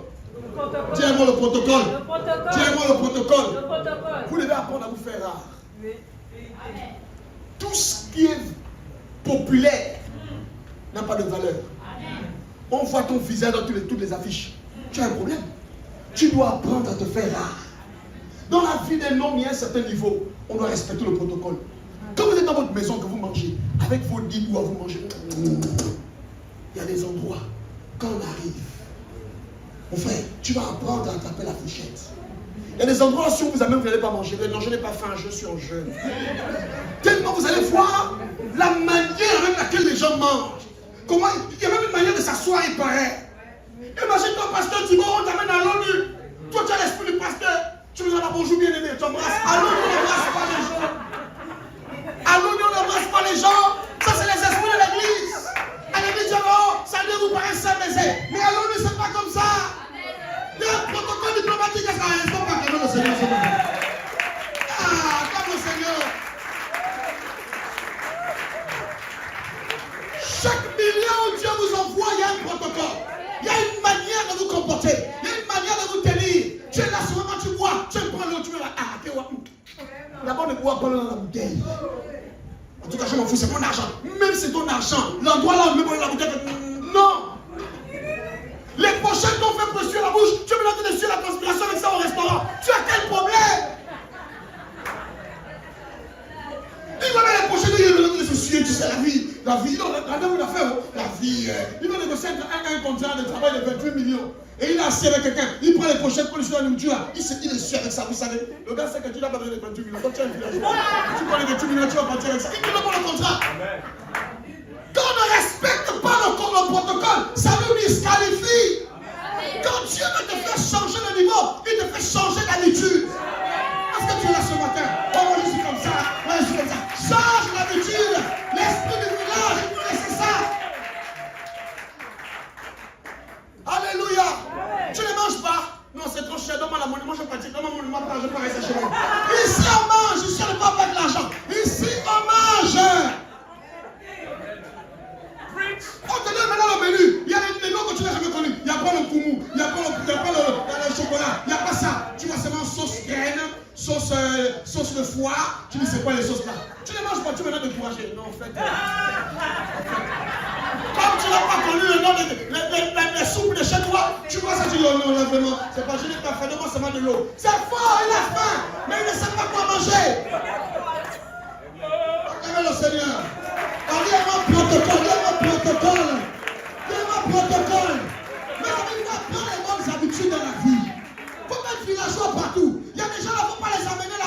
tu les amènes, ils vont gâter l'histoire, ils vont te gâter le business. Laisse-les en bas. Oui. Tu vas dormir dans le terre d'autrui. Tu es là-bas pour lui. Tu as des petites savonnettes, maintenant tu pleures. En tout cas, on a payé le terre. On a payé le terre. On a payé le terre. Ah! Mais c'est quoi cette histoire-là? Il y a des gens qui utilisaient les shampoings pour laver le corps avec ça. Il ne savait pas lire l'anglais. Il s'est dit que c'est le savon. Il a pris. Il vient à la maison, il s'est lavé. C'est le shampoing, c'est pour les cheveux. Non, mais je ne sais pas. Est-ce que je vais vous parler ce matin? On a besoin de ça, les amis. Il faut expliquer ça aux chrétiens. C'est pourquoi il y a des niveaux où tu ne nous amènes pas. Avance. Vous savez, David avait l'onction royale. Mais les chercheurs disent ceci. Flavius dit que David était un homme qui est né au village. Il a grandi avec les animaux. Donc il avait un comportement sauvage. Et vous voyez, Dieu ne pouvait pas prendre un sauvage comme ça, là, malgré son onction, et directement le faire asseoir. Oui. Dieu lui a dit, je vais te confier Jonathan. C'est Jonathan qui a appris à David les bonnes habitudes. Comment on se tient à table, comment... Parce que David, lui, c'est les fronts. Regarde les fronts. Regarde comment il a tué Goliath. Tu sais, un sauvage. Un sauvage, il n'a pas beaucoup discuté. Il est parti dans le tour, il a pris les cailloux, mais il connaissait seulement ça. Mais quand tu deviens roi, tu dois savoir manier l'épée. Tu dois avoir l'armure. Bien aimé dans la vie, ayez des Jonathan. Amen. Des gens qui vous apprennent les manières. Amen. Hein? Quand on sort du toilette, on se lave les mains. Ah, c'était difficile pour moi à l'époque. Oui! J'ai un ami, à chaque fois qu'il va dans un rendez-vous, sa femme lui dit, fourchette, quelle place? Fourchette, quelle main? Hein? On se tient comment? Hein? On ne mange pas vite, non? Oui. Donc, pendant qu'il est au rendez-vous, la femme écrit, arrête de manger. Tu manges comment? Filme d'abord comment tu manges. Comment tu tiens l'assiette. Il me dit, ma femme là, c'est pas pour qui? J'ai dit, mon frère, c'est Jonathan le féminin. Que Dieu vous donne des Jonathan et des Jonathan le féminin. Acclamons le Seigneur. Alléluia. Il y a vraiment le protocole. Il y a vraiment le protocole divin. Donc, pour aller au prochain niveau, il faut avoir des bonnes habitudes. Et le problème des gens, c'est ça. Ils arrivent dans les environnements, ils viennent avec leur mauvaise mentalité depuis où ils étaient. Donc, quand ils arrivent dans un endroit, ils veulent imposer. Ils ne comprennent pas que quand on arrive dans un endroit, on doit respecter le protocole. Mais non, si tu es sauvage, tu commences à être sauvage dans l'église. Non, ici, on ne parle pas comme ça aux gens. Oh, tu sais, moi, ce que je pense, j'ai dit non, ici, on ne dit pas ce qu'on pense. On pense ce qu'on dit. C'est pourquoi les gens ont des problèmes. C'est quand tu les regardes, ils ont l'onction, mais l'onction peut te garder sauvage à l'état brut. Et pour que Dieu t'amène à un certain niveau, il faut respecter le protocole. C'est maintenant toi qui parles dans les conversations. C'est maintenant toi qui parles. L'autre maintenant attends, tu coupes le bon. Non, attends, je vais te dire ce que je vais dire. Tu parles, non, attends, d'abord je vais te dire ce que je vais dire. On appelle ça la subjectivité. Tu es un villageois. Tu comprends? Il y a des moments, tais-toi. Je suis parti dans un magasin. Quand j'étais à l'étranger, le pasteur il m'a dit, écoute, prends ce que tu veux. Vous là, prends ce que tu veux.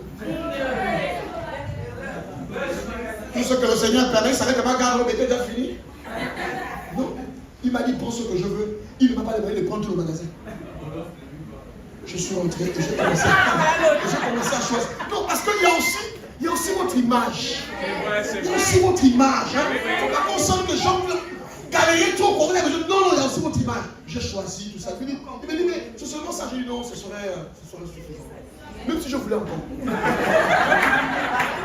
il faut que, quand il me regarde, il ne voit pas un prophéto-situationniste. Non, il doit toujours respecter l'homme de Dieu. Même quand on a l'occasion, il sait comme le Seigneur qui est, mais vous là. Protocole, il y a pas protocole. Acclame le Seigneur parce que tu vas respecter le protocole. Acclame le Seigneur. Acclame le Seigneur. Alléluia. Lorsque Dieu veut te faire passer à l'autre niveau de ta vie, il crée ce qu'on appelle un challenge. Tu dis quoi un challenge? Un challenge. Exode 17, 8 à 10. Exode 17, 8 à 10. Alors, un challenge. Exode 17, tu as dit. Exode 17, 8 à 10. Amalek vint combattre Israël à Rephidim. Alors Moïse dit à Josué, choisis-nous des hommes, sors et combat Amalek. Demain, je me tiendrai sur le sommet de la colline, la verge de Dieu dans ma main. Josué fit ce que lui avait dit Moïse pour combattre Amalek. Et Moïse, Aaron et Hur montèrent au sommet de la colline. Amen. Amen. Vous savez, parfois quand vous lisez les versets, il faut vous arrêter un peu pour réfléchir. Regardez un peu l'histoire. C'est-à-dire que Moïse, Aaron et Hur, les gars ont choisi la partie où ils n'allaient pas se battre. Il dit à Josué, Josué, oh, viens. Prends les gars, allez au front.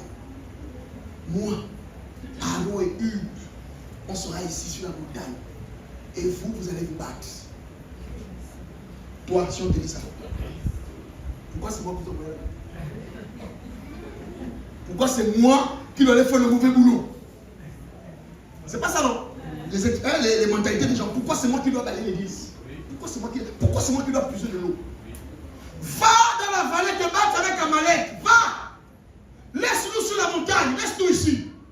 Vous savez? C'est la première fois dans la Bible là où on cite le nom de Josué, fils de Nun. Frère, il y a eu les miracles en Égypte. On n'a pas mentionné Josué. Jusqu'à ils ont traversé la mer Rouge. Tu es sûr que quand ils ont traversé la mer Rouge, là, Josué n'était pas pris les gars qui aidaient les gens à traverser. On n'a pas cité son nom. Quand ils ont traversé, ce n'est pas à Josué qu'on a donné le tam-tam. C'est Myriam qui a coupé le tam-tam. En fait, tous les bons rôles, Josué n'a jamais eu ça. Quand c'était la gloire, Josué n'était pas dedans. Quand c'était pour être vu, Josué n'était pas dedans. C'était sur Moïse, Aaron, Hur, Marie. Josué, jamais cité. À quoi que lui, c'était le gars qui était pour faire les sales boulots. Mais je vais vous parler ce matin. Lorsque vous êtes inconnu, pour que Dieu vous rende visible, il vous donne un challenge. Vous ne passez pas de l'invisibilité à la visibilité sans avoir été confronté à un challenge. Amen. Amen. Chaque fois que Dieu veut te promouvoir, il te donne un challenge. Pour connaître Josué, on ne va pas le connaître s'il ne remporte pas la bataille de la vallée. Donc Moïse utilise Josué, il est facile. Mais c'est la première fois où on entend parler de Josué. Mais après cette histoire, le nom de Josué est monté. Jusqu'à ce que quand Moïse était au mont Sinaï, c'est Josué, c'est pas Aaron. Vous savez qu'à la montagne, c'était pas Aaron, c'était qui? Aaron est resté au camp. Josué est venu jusque là où il y avait la montagne d'Éternel. Pourquoi? Parce qu'il avait gagné l'épreuve du challenge. Dans la vie, mes amis, la gloire que nous avons ne vient pas avant le challenge, mais la gloire vient avec le challenge. Il y a des choses que Dieu veut faire avec vous. Mais si vous avez peur des challenges, ce qui te fera sortir de l'anonymat, c'est le challenge. Ce qui va te réconcilier avec ton destin, c'est le challenge. Qu'est-ce qui est difficile pour toi aujourd'hui?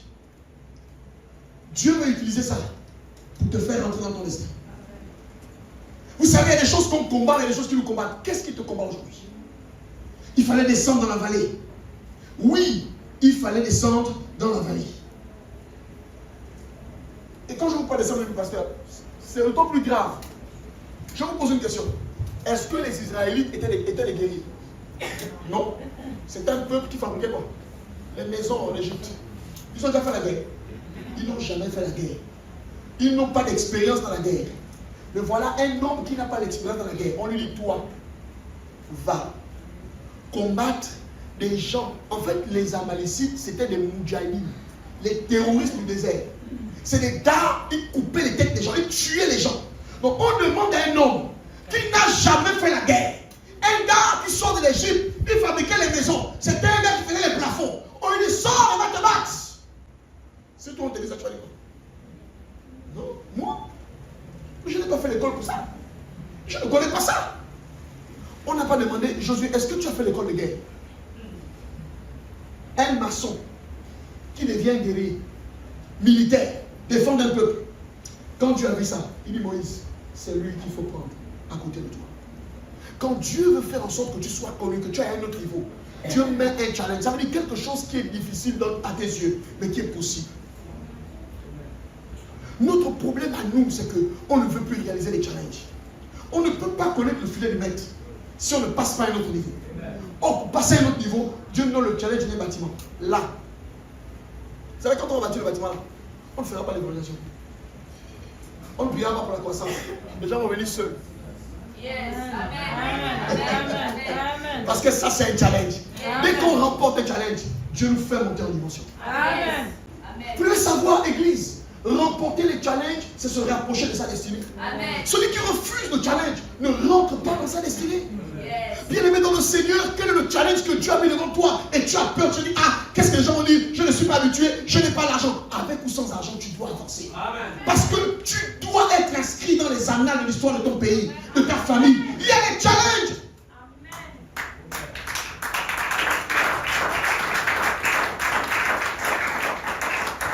Parce que moi, il y a une histoire qui me dépasse.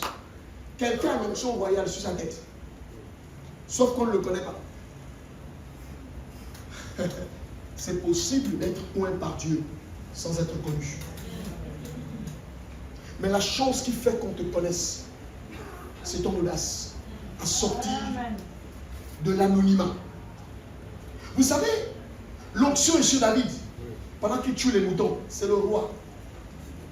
Mais pour partir de l'invisible, de l'inconnu, parce que les seules personnes qui savent qu'il a l'onction, c'est qui?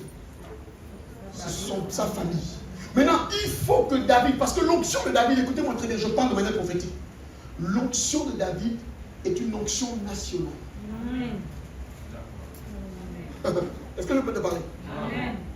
On ne peut pas avoir la prééminence nationale si on ne tue pas un géant national. Bon, c'est trop fort pour vous. Je dis ceci.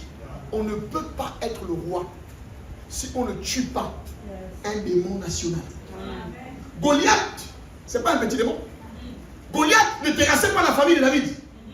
Goliath terrassait tout Israël. Oh, David avait une onction pour être le roi de qui? Tout Israël. Démontre-nous que tu peux être le roi d'Israël. Saül a renoncé à ça, il est parti s'asseoir dans le palais. Il cherche quelqu'un pendant 40 jours. On dit amenez quelqu'un.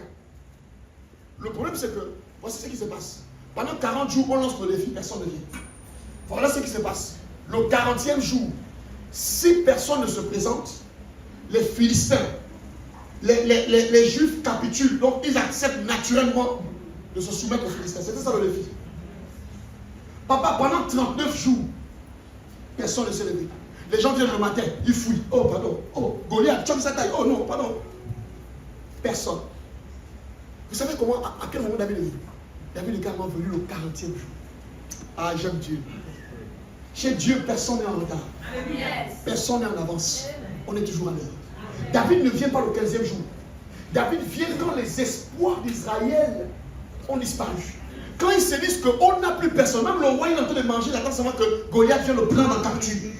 C'est là que David, finalement, son père lui dit, il n'a pas dit va prendre la nourriture, donne la nourriture à tes frères le 15e jour. Il dit maintenant, va donner la nourriture à tes frères. Il n'y a pas de coïncidence dans la vie. Les gens pensent qu'on a aussi une coïncidence. Frère, il y a des coïncidences convergentes. Quand David arrive avec la nourriture, il trouve un problème. C'est le 40e jour. Il était 15h30. S'il arrivait à 18h, c'était fini. Quand David arrive, il dit hey, il y a quoi ici? Et le gars s'est levé, il est parti se mettre sur la montagne de Sion. Dans Goliath, c'était un impoli. Goliath, c'était un sauvage. Vous savez, personne ne va défier Dieu. Si tu te mets sur la montagne de l'Éternel, ça veut dire que tu as pris la place de Dieu en Israël. Et Goliath avait pris la place de Dieu en Israël. Quand David arrive, il écoute, il regarde. Il voit Goliath debout au mont Sion. Il dit, quel est cet incirconcis qui insulte le Dieu d'Israël? Il dit aujourd'hui, je vais donner ta tête en pâté.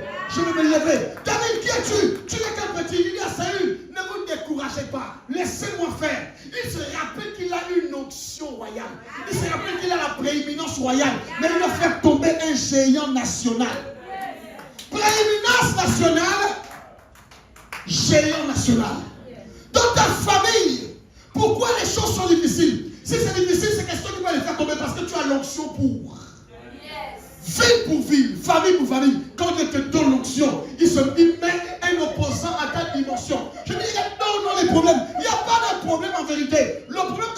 c'est que tu n'étais pas encore mis au véritable niveau que tu es. David est petit de taille. Goliath est grand de taille. En fait, ce n'est rien. David est géant spirituellement. Et Goliath est petit spirituellement. C'est la raison pour laquelle quand David se lève, il le regarde, il le voit comme un oiseau. C'est pourquoi il prend une fronde. Parce qu'on tue les oiseaux avec les frondes. On ne tue pas les humains avec les frondes. David le voit, il se lève, il dit, mais ça là, c'est un oiseau, c'est un oiseau, c'est un oiseau. Je peux le terrasser. Laisse-moi te parler ce matin. Je peux le terrasser. Ce qui se passe dans nos familles, ce n'est pas plus grand que le Dieu que nous servons. Ce qui se passe dans ta vie, ce n'est pas plus grand que l'Éternel. Tu vas le terrasser. Je dis, il va tomber. Laisse-moi te parler ce matin. Je dis, il va tomber, il va tomber, il va tomber, il va tomber. David fait quelque chose de bizarre. Lorsqu'il fait tomber Goliath, il prend l'épée. Écoutez-moi très bien. David, Goliath est mort, il dit, c'est pas fini. Il prend l'épée, il coupe sa tête. La tête de Goliath n'était pas un triomphe. Non. La tête de Goliath signifiait qu'il ne peut pas avoir deux têtes en Israël. Parce que celui qui dominait Israël, c'était plus Saül. C'était Goliath. Donc David doit couper sa tête. Parce qu'en Israël, deux personnes ne règnent pas. David coupe sa tête pour lui, regardez, sa tête est tombée. Désormais, c'est moi qui va régner. Bien-aimé dans le Seigneur, les choses qui arrivent dans nos vies, Dieu les permet parce que c'est lié à l'onction qu'on a reçue. Plus les problèmes se lèvent, tu dois t'élever parce que c'est ton niveau. Écoutez, les gens disent, oh Dieu, je suis prophète des nations, mon frère. Tu n'arrives pas à terrasser les esprits du Gabon. C'est une nation que tu vas prendre. Ta famille, les gens meurent par les maladies, la pauvreté. Tu n'as pas compris que tu as reçu le mandat.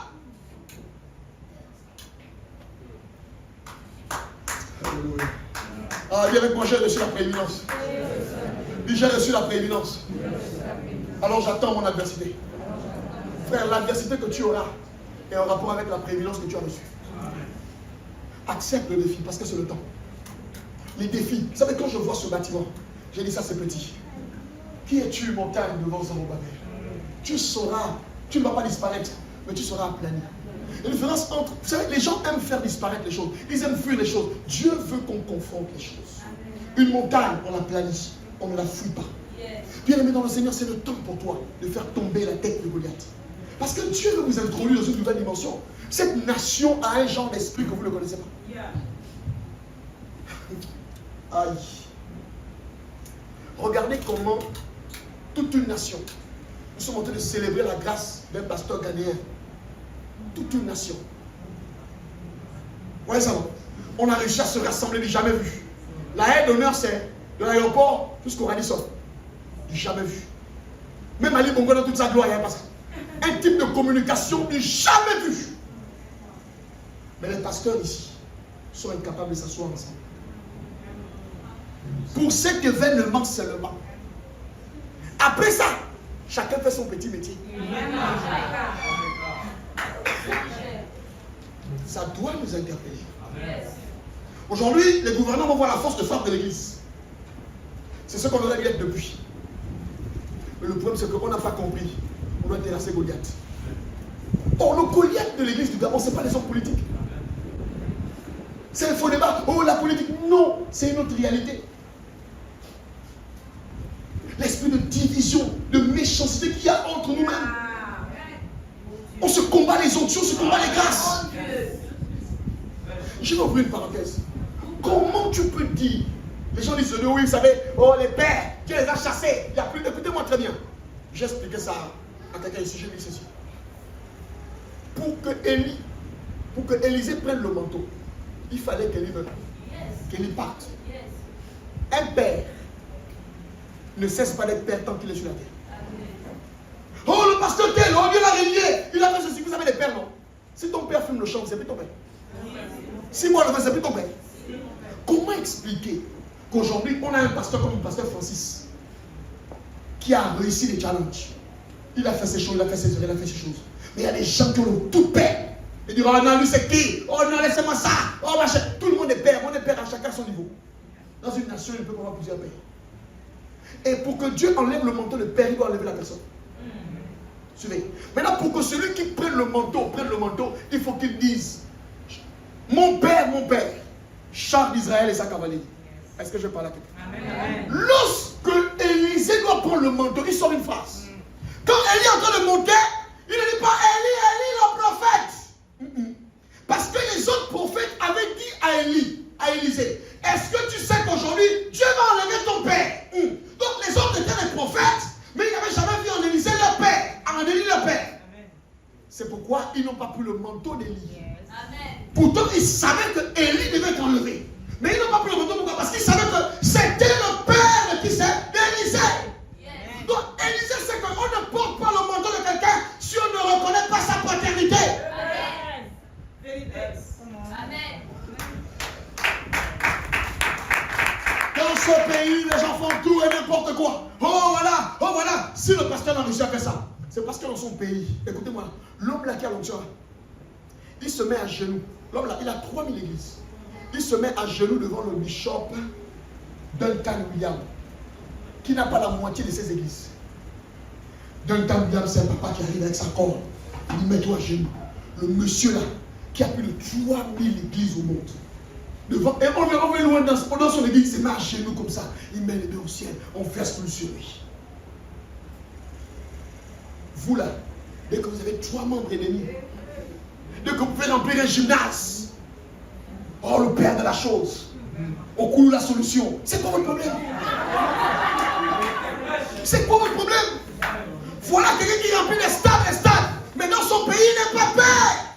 Aïe, je te choque. Voilà une personne qui aligne les pères dans mon pays pour faire la haie et la sécurité, mais dans son pays il n'est pas père. Parce que là-bas, il reconnaît aussi qu'il y a un père. Amen. La grâce qui a honoré sera honorée. Christianisme d'enfant bâtard.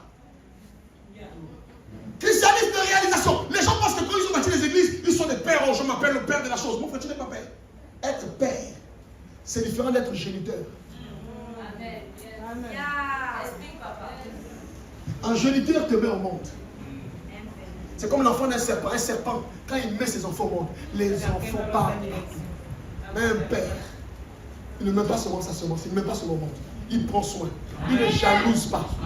Il fait en sorte que l'enfant devienne quelqu'un. Il amène l'enfant à devenir une sommité. Élisée était un père. C'est pourquoi la double onction est tombée sur Élie était un père. C'est pourquoi il a pu laisser la double onction. Un père laisse la double onction. Un père dit tu vas aller plus loin que moi. Un père ne contrôle pas. Est-ce que je peux te parler ça? Est-ce que tu vas parler ça?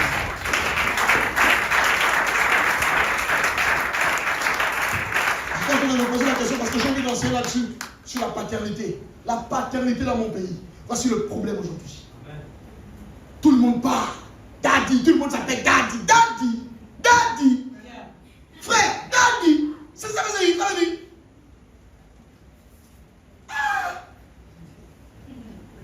Frère, regarde, si ton père met au monde 2 enfants, 2, toi et puis un autre, toi tu mets au monde 1000 enfants, tu ne seras jamais le père de ton père. Amen. Amen. Amen. Donc la paternité n'est pas liée au fait de la multiplication de la naissance. Yes. C'est vrai. Regarde, il y a quelque chose qui m'a fait réfléchir. Je parle de challenge, mais je vais terminer dans ceci. Josué 1, le verset 1 à 2. Je termine. Josué 1, le verset 1 à 2. Et Jude 1, 9.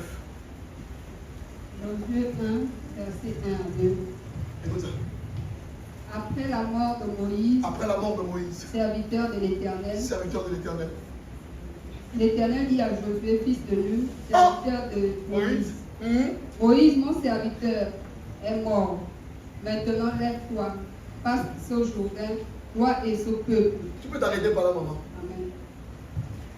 L'Éternel dit à Moïse, à Josué, Josué, serviteur, pas de Dieu.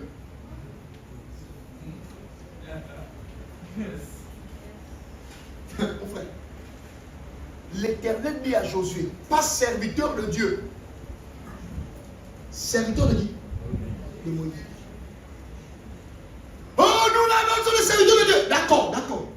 Mais l'Éternel dit à Josué, serviteur de Moïse. Donc finalement, quand Moïse sert là, quand Josué sert là, Dieu le regarde au travers de Moïse. Amen. Serviteur de Moïse. Moïse, mon serviteur est mort. Maintenant, lève-toi, prends ce peuple et traverse. Question.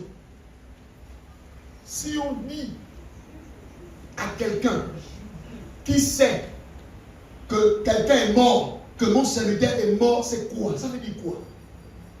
Pourquoi Dieu vient dire à Moïse, à Josué que mon serviteur est mort? Attends, Josué. Attends, Dieu. Josué n'est pas au courant que Moïse est mort.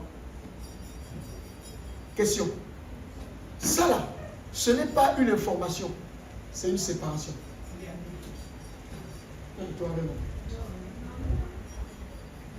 Josué, mon serviteur Moïse est mort. Seigneur, moi-même j'ai constaté sa mort. Pourquoi tu me dis ça? Est-ce que tu me formes? Non. Dieu n'est pas en train d'informer à Josué. Dieu est en train de le séparer de Moïse. Est-ce que je peux te parler? Cette parole n'est pas une information. Cette parole est une séparation. Écoute ce qu'il dit après. Lève-toi. Attends, il était assis. Il était debout du point de vue physique. Mais spirituellement, psychologiquement, mentalement, le gars était assis. Oh yo, Moïse est mort. On va faire comment? Ah, Moïse était tout pour moi. Ah, ma vie, Moïse. Ah, Moïse. Mais il est devant les gens. Il danse à l'église. Tu écoutes. Mais en fait, Dieu ne voit pas les apparences physiques. Dieu peut te voir danser, rire, parler. Mais Dieu sait que tu es assis. Dieu sait que la situation t'a paralysé. Dieu sait que tu pleures Moïse, même si tu fais semblant. Moïse est parti. Écoute-moi très bien. Qui est Moïse? Moïse est celui qui les a sortis de l'Égypte. Ils ont fait 430 ans d'esclavage. Mes amis, quelqu'un qui vous sort de l'esclavage, ce n'est pas une personne, c'est un monument. Ah, est-ce que vous m'entendez? Quelqu'un qui vous sort de l'esclavage, ce n'est pas une personne, hein? C'est un monument. Ah, donc Moïse là, ce n'était pas un humain pour Israël, hein? C'était un ange. Donc accepter sa mort, accepter de le séparer de Josué. Josué dit que même s'il est mort, l'ombre de Moïse continue de planer dans la tête de Josué. Et Josué ne peut pas aller délivrer Israël. Josué ne peut pas rentrer dans la conquête s'il ne se sépare pas de Moïse. Il y a des gens avec qui vous devez vous séparer. Vous aurez dû vous séparer depuis. Écoute ce que je vais te dire. Je parle de ça pour moi. Jude que je voulais te faire lire. On va lire. La Bible dit ceci. Quand Moïse est mort, j'explique. Il y a des gens qui ont marqué votre vie dans le passé, mais qui n'ont jamais quitté vos pensées. Vous devez les libérer. Amen. Ah. Il y a des situations qui ont marqué votre passé, mais qui continuent de vous accompagner. Aujourd'hui, vous devez vous séparer de ça. Amen. Il y a des gloires que vous avez eues hier quand j'habitais. Je suis dans ma maison quand je t'accompagne. Une belle maison. Ma soeur, laisse ça. Amen. Dieu t'en donnera une plus belle et une meilleure. Moïse est mort. Dieu voisin, Moïse est mort. Dieu voisin, Moïse est mort. Il y a des choses que vous devez laisser partir. C'est dur. Parfois tu es là, tu sens ce que tu veux dire. Par rapport à hier, c'était mieux. Hier était mieux. Hier n'est pas mieux. Oh, je peux te parler ce matin. Maman, il y a une scène bizarre. Moïse meurt.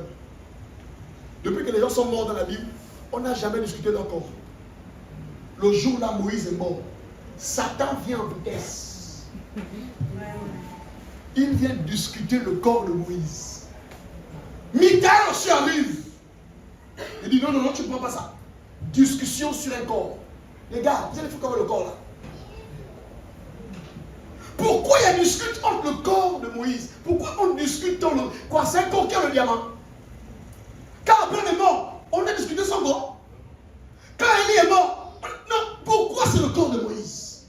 Ce n'est pas le corps de Moïse, mon ami. Il y a des gens qui ne le reprennent pas un corps. C'est un monument. Amen. Satan veut enterrer Moïse naturellement pour permettre au peuple d'Israël de continuer de l'adorer, d'adorer leur passé, pour continuer à dire à Moïse, alors qu'eux ils sont nés pour aller à Canaan. Mais s'ils prennent le corps de Moïse, ils en font un monument dans le désert, ils vont faire un site touristique, ils vont se rappeler, ils vont oublier les promesses, ils vont oublier Canaan, ils vont oublier le pays où coule le lait et le miel. Donc Dieu leur dit, Moïse, je suis obligé moi-même de l'enterrer. Parce que si je ne l'enterre pas, vous n'allez pas rentrer à Canaan. Il y a des gens que Dieu dit que tu dois oublier. Oublie la gloire passée. Ce que tu as eu hier, c'était hier. Oh, à l'époque, j'ai touché l'argent. C'est hier, on enterre Moïse. Oh, touche quelqu'un qui enterre Moïse. Il enterre Moïse. Oh, je te dis non. Oh, c'était mon amour. Je te dis que quand lui, on le voit, Connie, c'était la connexion. Regarde. C'est fini. Tu es là. Tu es là. Il y a des choses que Dieu veut te dire, laisse. C'est passé. Nous, tu sais, quand je la voyais, je te dis, elle et moi, nous marchions sur la rue Princesse. Oh, sans toi, ma vie, sans lui, ma vie n'est rien. Quand il est parti avec une partie de moi. Va récupérer sa partie. Il y a des gens que le chômage n'a pas pu. C'est-à-dire que la situation qu'il a vécue l'a paralysé. La situation que tu as eu t'a mis au sol. Moïse est mort. Il va dire que Moïse est mort. Oh, nous, quand tu le voyais, il avait les yeux bleus. Et quand tu le vois, il n'y a pas un gars comme ça là. Il est parti. Tout ce que tu dis, il est parti, c'est fini.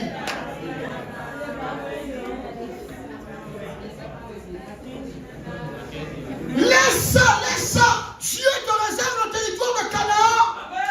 Tu ne peux pas rentrer à Canaan avec le monument de Moïse. C'est pourquoi Dieu décide de l'enterrer. Il dit, vous n'allez pas savoir où je l'ai enterré, mais moi je l'enterre parce que tu dois rentrer à Canaan. Je déclare que Dieu doit enterrer tous les Moïse. Dieu va les enterrer. Et là, Dieu va les enterrer. Si tu ne peux pas revenir d'une situation, Dieu va enterrer. L'ancien licenciement là, c'est enterré déjà. L'ancien divorce c'est enterré. L'ancienne maladie, tout ce que tu as vécu, Dieu a enterré ça. Tout ce qui est mort au désert reste au désert. On n'amène pas ça sur le territoire de Canaan. Tu souffres parce que tu n'as pas encore enterré Moïse. Moïse est parti. Moïse vit sa vie. Moïse est heureux. Mais toi tu es là, tu as le cadavre de Moïse. Tu veux l'enterrer. Laisse-tu enterrer Moïse. Amen. Tu sais, à l'époque, j'avais un grand salaire. Hein? Laisse le salaire là. Le salaire que Dieu. Tu n'as plus le salaire. Tu penses maintenant dans ce salaire. Tu n'as plus ça. Vous voyez comment nous-mêmes on se torture. Tu commences à penser quand tu faisais les courses. À cette période-là, j'étais déjà au magasin. Mais quelle torture psychologique. Oh. À l'époque là, non, regarde, oublie ça. Moïse est mort. Moïse, mon serviteur, est mort. Tu feras des nouvelles courses dans un nouveau magasin. Mais ça. Alléluia. On a tous vécu des périodes où nous fûmes amoureux. Oui, où nous fûmes amoureux. Où nous sûrs des amourettes. On s'attrapait main dans la main. Et on chantait. On marchait. Nous marchâmes. Vous-même, vous savez ça? Nous sommes les plus petits. Mais nous, on est passés par là. Mais ils sont aujourd'hui. On se voit maintenant. Bonjour, ça va. Il y en a même qui ne se saluent plus. Parce que c'est le passé. Moïse est enterré. Je vois le futur. Je vois mon devant. Enterre Moïse. Ce qui empêche les gens à rentrer dans leur destinée, c'est qu'ils veulent amener Moïse à Canaan. Amen. Il y a ton voisin, tu dois l'oreille doucement. Enterre Moïse. Dis comme ça. Dis à ton voisin, dis-lui enterre Moïse. Dis doucement, enterre Moïse. Enterre Moïse. Dis-lui enterre Moïse. Enterre Moïse.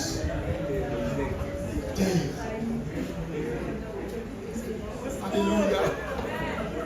Vous savez, on a besoin de dire ça aux gens. Parce que vous savez, la mémoire est dangereuse. Parfois, quand on souffre aujourd'hui, le diable te fait voir ce que tu veillais. Quand tu passes des moments difficiles, le premier réflexe, c'est pourquoi Israël, ce qu'il faisait, c'est que quand il y avait un problème, il disait à Moïse, on repart en Égypte. Pourquoi? Parce qu'à chaque fois que tu passes des moments difficiles, l'ennemi fait quoi? Il te fait voir ta glorieuse vie passée. Oui. Il te dit, regarde, pourquoi tu peux repartir dans ça? Regarde, c'était bien, regarde un peu. Et puis, tu es dégoûté de la vie que tu as aujourd'hui. Tu aurais voulu avoir une autre vie. Regarde, accepte la vie que tu as. Parce que Dieu va la rendre meilleure. Amen. Si tu penses que ton passé doit être plus glorieux que ton présent, c'est que Dieu maudit. Dis à ton passé, c'est passé. J'ai habité dans une grande maison, c'est fini, j'aurai une plus grande maison. C'est fini, c'est passé, c'est passé. Parce que Dieu va t'amener plus loin. Ne permets pas au diable de rappeler ton passé avant, même s'il est glorieux. Il faut voir les Gabonais, quand nous étions encore à l'époque, quand on était encore nous-mêmes, là, vous qui? Quand j'étais encore moi, là maintenant tu es qui? Alléluia. Je suis venu te dire en terre Moïse. Amen. Ce travail que tu as perdu, cet argent que tu as perdu, cette amourette, que tu t'es amoureuse, que tu t'es amoureux, en terre Moïse. Il y a des gens, nouvellement dans une relation, comme ça, non, tu ne restes pas mon ex. Mon ex, il était pas comme toi. Toi, tu. Repars chez ton ex. Vous n'allez pas empoisonner une nouvelle vie avec les clichés du passé. Mon ex, il avait des tablettes de chocolat. Tu le voyais, gars musclé, bien, bancal, c'est pas toi, pied tordu bizarre. Gros ventre sale. Non. Et non! Permets-nous aussi d'avoir les tablettes de chocolat. Envoie-les en salle. Il fait les abdos chaque soir, au moins 50 abdos devant toi. Il aura les tablettes de chocolat. Fabrique-le. Enterre Moïse. S'il est sale, lave-le. S'il ne peut pas se laver, tu l'amènes, on lave les voitures, il va se laver. Enterre Moïse. Le voisin enterre Moïse. Est-ce qu'on peut acclamer la parole du Seigneur ce matin? Devons-nous acclamons le roi ce matin. Acclamons la parole du Seigneur ce matin. Tu veux croire, est-ce qu'elle t'a fait du bien? Je veux que tu pousses des acclamations. Tu pousses des acclamations ce matin, tu acclames. Non, je ne t'entends pas bien acclamer. Si la parole t'a fait du bien, je veux que tu acclames. Je veux que tu acclames. Je veux que tu acclames. Je veux que tu acclames. Oh, oh, oh, oh, je crie à toi. Oh, oh.